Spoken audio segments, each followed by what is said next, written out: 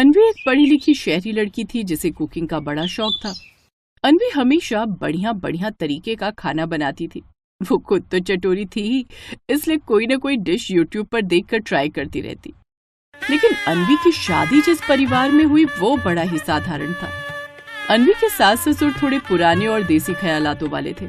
उसके ससुराल में उसके सास ससुर और ननद थी। अन्वी ने आते ही घर की जिम्मेदारियों को अच्छे से संभाल लिया। ये देखिए माँ जी, आज मैंने आप सबके लिए मलाई चाप और नान बनाई है, वो भी ढेर सारी मलाई डालकर। क्या मलाई? तूने मलाई कहाँ से ली? फ्रिज में जो रखी थी, और कहाँ से? अरे मेरी माँ, वो मैंने घी बनाने के लिए इकट्ठी की थी। तूने पूरा डब्बा ही उड़ेल दिया। इतने में तो मेरा कितना घी बन जाता। माँ जी, कल की कल देखेंगे, पहले अभी ये तो खाइए और इसका आनंद लीजिए। आनंद? बाकियों का तो पता नहीं भाभी, लेकिन मैं तो आनंद लेने वाली हूँ। पता है क्यों? क्योंकि ये तो मेरी फेवरेट है। थैंक यू ननद जी। अब अन्वी उन सबके साथ बड़े मजे से मलाई चाप और नान खाती है और ये सिलसिला रोज ऐसे ही चलता रहता है। अरे प्रभा, खाना बन गया है तो बहू को बोल जल्दी लगा देगी, फिर सोने से पहले थोड़ी देर टहल भी आऊंगा। वैसे बनाया क्या है खाने में आज? पापा जी, आज मैंने पंजाबी डिश यानी कि दाल मखनी बनाई है, वो भी चुरचुर नान के साथ। बहू, ये चुरचुर और तेरा फुरफुर खाना, रोज रोज अलग अलग तरह का ये सब खाना पचता नहीं है इस उम्र में। खैर चल ला खा कर देखते हैं कैसी होती है चुरचुर नान। उस रोज भी वो भारी खाना खा लेते हैं, लेकिन इन सब से अब उनको बड़ी परेशानी होती है। जब से बहू इस घर में आई है, इसके हाथों का ये भारी भारी खाना खाकर तो पेट खराब रहने लगा है और एसिडिटी बनने लगी है। सही कह रही हो प्रभा, मुझे भी आजकल खट्टा पानी आता है बार बार। जी चाहता है उल्टी कर दूं।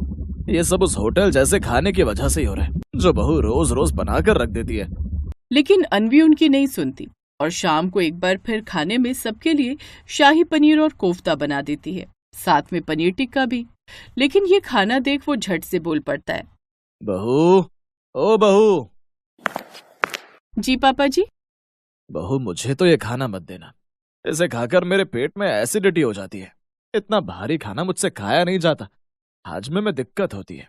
ऐसा कर तू मेरे लिए कुछ हल्का खाना बना दे। अन्वी रसोई में आकर मुंह बनाते हुए कहती है, ओफो, क्या मुसीबत है यार, इतनी मेहनत और प्यार से ये सब बनाया, लेकिन नहीं, इनको तो अपना हल्का खाना ही खाना है। अरे थोड़ा घूमेंगे फिरेंगे तभी तो खाना डाइजेस्ट होगा, सारा दिन सोफा तोड़ने से थोड़ी ना होगा। खैर, अब बना बेटा अन्वी इनके लिए खिचड़ी। अन्वी फिर से खाना बनाने में लग जाती है। कुछ देर बाद वो उन्हें खिचड़ी बनाकर देती है, जिससे अगले दिन उनका पेट ठीक रहता है। अब आज हमारा पेट ठीक है क्योंकि कल हमने हल्का खाना खाया था। बहू, ओ बहू। जी माँ जी। बहू, खाना बन गया हो तो लगा दे, फिर मुझे कीर्तन में भी जाना है। आज उर्मिला के यहाँ कीर्तन है, तो बोल रही थी कि टाइम से आ जाना। हाँ, मुझे भी सोसाइटी की मीटिंग में जाना है, मेरे लिए परोस दे। जी खाना तैयार है, बस अभी लाई। अन्वी रसोई में जाकर खाना लाकर उन्हें परोसती है। अरे ये क्या बहू, तूने छोले भटूरे बनाए नाश्ते में? हाँ पापा जी, वो क्या है ना, कल अर्जुन जी का बड़ा मन था भटूरे खाने का, तो उन्होंने मुझे पहले ही बोल दिया था कि नाश्ते में छोले भटूरे बनाओ, इसीलिए मैंने यही बना दिए। हाँ माँ, मैंने इसे बोला था बनाने को। अच्छा ठीक है, अब बन ही गए हैं तो खा लीजिए जी। मनोहर और प्रभा दोनों छोले भटूरे खाकर अपने अपने प्रोग्राम में चले जाते हैं। लेकिन ये भारी खाना डाइजेस्ट होने में अब उन्हें दिक्कत होने लगती है, जिससे उन्हें बार बार खट्टी डकारें आनी शुरू हो जाती। अरे ये क्या, बार बार डकारे। इसीलिए कहा था बहू को कि भारी खाना मत बना, लेकिन ये आजकल के बच्चे सुनते कहाँ हैं। उन्हें तो चाउमीन, पास्ता, छोले भटूरे, शाही पनीर, दाल मखनी, यही सब चाहिए होता है। उधर कीर्तन में बैठी प्रभा देवी भी बार बार खट्टी डकारे लिए जा रही थी। इसी चक्कर में वो कीर्तन खत्म होते ही सीधा घर भाग आई। बहू, ओ बहू, तुझे पहले ही कहा था ये भारी खाना मत बना, लेकिन तू ना अपनी ही करती है। पता है बार बार वहां पर खट्टी डकारे आई जा रही थी। अब से इस घर में ये सब नहीं बनेगा। तू बस दाल, खिचड़ी, दलिया, घिया, रोटी, तोरी की सब्जी, यही सब बना दिया कर। अब से इस घर में ऐसा भारी खाना बनाना बंद कर। अपने सास ससुर की बात मानकर अब अन्वी डिलीशियस डिशेस छोड़कर सिर्फ हल्का खाना ही बनाती। यार भाभी, ये खाना कौन खाता है? ये सादा खाना है जिसे इंसान खाते हैं। अब से तुम सब यही खाओगे। अब अन्वी भी मुंह लटकाकर कभी घिया तोरी तो कभी खिचड़ी बना देती। धीरे धीरे उसे इन सब की आदत पड़ गई, क्योंकि ये उसके लिए बनाना काफी आसान जो था। पहले उसे तरह तरह के पकवान बनाने में टाइम लगता था, लेकिन अब उसका खाना जल्दी बन जाता। चलो अच्छा है, इससे तो मुझे ही आराम मिल गया। कम से कम अब इतना भारी भारी खाना बनाने के लिए मुझे 2-2 घंटे रसोई में तो नहीं रहना पड़ता। एक रोज उनके यहाँ कुछ मेहमान आते हैं। माँ जी, आज खाने में क्या बनाऊं? वही बना जो हमेशा बनाती है, घिया और रोटी। अन्वी सुनकर चौंक जाती है और रसोई में चली जाती है। कमाल है, अब आए हुए मेहमानों को ये सब कौन खिलाता है? नहीं, मैंने परसों ही यूट्यूब पर नई रेसिपी देखी थी, शाही दाल और पनीर मखनी। आज वही बनाती हूँ, वो भी नान के साथ। इसी बहाने बड़े दिनों बाद हमें भी खाने को मिल जाएगा ऐसा खाना। अन्वी शाही दाल और पनीर मखनी बनाने की तैयारी करने लगती है। वो शाही दाल के लिए उड़द की दाल और चने की दाल को धीमी आंच पर पकाकर मखनी, काजू का पेस्ट और मलाई मिलाकर शाही दाल बना डालती है। फिर वो पनीर मखनी बनाने की तैयारी करने लगी। उसने पनीर के टुकड़े टमाटर की ग्रेवी में डुबोकर उसमें ढेर सारा मक्खन, कसूरी मेथी मिला ली।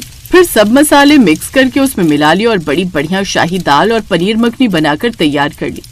साथ ही नान बनाकर ले आती है, लेकिन इस सब में उसे पूरे 3 घंटे लग जाते हैं।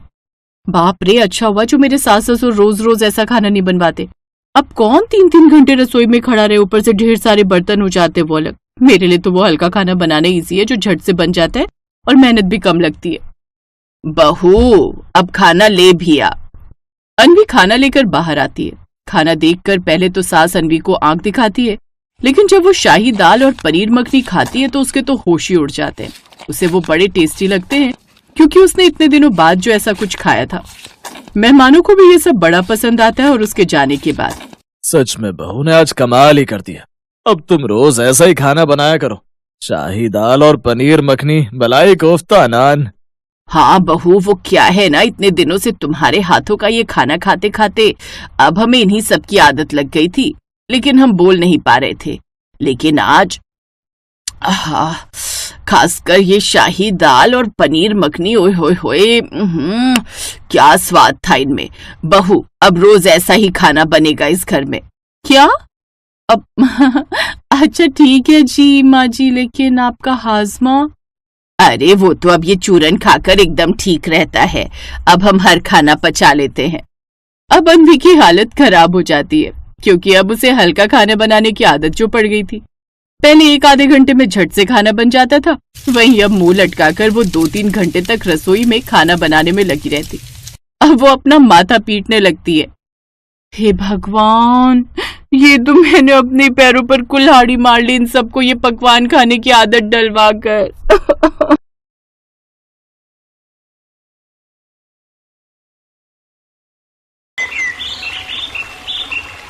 मेरी सिमरन नु तां बचपन तो ही दाल मखनी बड़ी चंगी लगदी आ। याद है तेनू सुरजीते, जब भी ਆਪਾਂ बाहर ढाबे विच जांदे सी, ਇਹ ਤਾਂ बस मखनी दाल ही ऑर्डर करदी सी। हाँ, चंगे नाल याद है मैनू, लेकिन उससे भी ज्यादा इस घर की बनी हुई मेरे हाथों की दाल मखनी पसंद है, जो इसे खुद तो बिल्कुल बनानी नहीं आती, बस खाना जानती है। कल को ब्याह कर चली जाएगी तो क्या करेगी? कितनी बार कहा है सीख ले। हाँ तो क्या हुआ माँ, बाकी खाना तो बना ही लेती हूँ, बस एक ये दाल मखनी बनानी तो नहीं आती। सिमरन को दाल मखनी बड़ी ही पसंद थी। वो हर रोज दाल मखनी खाती थी, लेकिन कोई और भी था जो सिमरन को बड़ा पसंद था, और वो था कानपुर में रहने वाला प्रांजल, जो कुछ समय पहले ही एक डील के लिए पंजाब आया हुआ था। और मॉल घूमते वक्त दोनों एक दूसरे से टकराए और दोनों एक दूसरे को पसंद आ गए। इत्तेफाक से प्रांजल के पिता और सिमरन के पिता दोनों पुराने दोस्त निकले, इसलिए प्रांजल अब कुलविंदर के घर आने जाने लगा। इसी दौरान सिमरन और प्रांजल की नजदीकियां भी बढ़ती गई और दोनों को एक दूसरे से प्यार हो गया। फिर एक रोज, वाह आंटी, आपके हाथों की दाल मखनी का जवाब नहीं। क्या स्वादिष्ट दाल मखनी बनाते हो आप। जानती हूँ पुत्र, सब यही कहते हैं, लेकिन अब जब भी तुम पंजाब आओ तो यहाँ जरूर आना और दाल मखनी खा कर ही जाना। ये तो हम पंजाबियों की शान है। हाँ जरूर आंटी। अच्छा आंटी, अब मैं चलता हूँ, फिर पंजाब आऊंगा तो जरूर आपसे मिलने आऊंगा। प्रांजल वहां से जाने लगता है, तभी बाहर खड़ी सिमरन उससे कहती है, तुम सचमुच में जा रहे हो? जाना तो पड़ेगा सिमरन, लेकिन मुझे तुम्हारी बहुत याद आएगी। सच कहूँ तो याद तो मुझे भी तुम्हारी बहुत आएगी। तो फिर चलो ना मेरे साथ। किस हक से चलूं? हक की बात है तो बोलो, मैं कल ही बारात लेकर आऊं। ठीक क्या कह रहे हो प्रांजल? ठीक कह रहा हूँ, बोलो शादी करोगी मुझसे? हाँ, लेकिन मम्मी पापा। तभी उसके मम्मी पापा भी वहां आ जाते हैं। ओ पुत्र, इसके लिए तो हम भी तैयार हैं।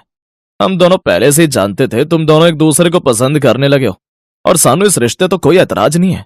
और मैं तेरे प्योन हूँ, आज ही कॉल करके खुशखबरी दे देता हूँ।